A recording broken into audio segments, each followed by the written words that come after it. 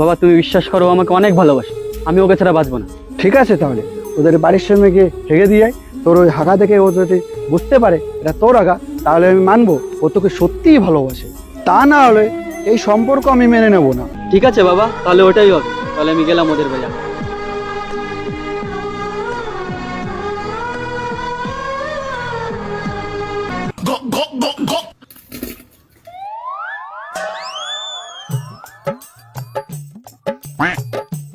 বাড়ির ওপর কোন বোকাচোদা আগলো রে?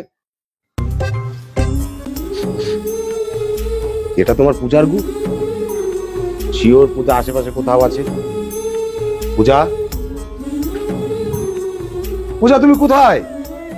দেখেছো বাবা, আমি তোমাকে বললাম না ও আমাকে সত্যিই ভালোবাসে। হ্যাঁ মা, হ্যাঁ তুই ঠিক বলেছিলি।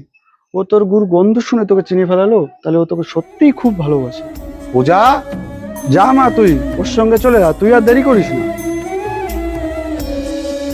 সুজিত, সুজিত, পূজা, সুজিত, পূজা, সুজিত। আমি জানি ওইটা তোমার গু। পূজা, তোমার গু থেকে আমি বুঝতে পেরেছি পূজা ওইটা তোমার গু। হ্যাঁ সুজিত, হ্যাঁ ওটা আমি হয়ে গেছি সুজিত। পূজা, সুজিত।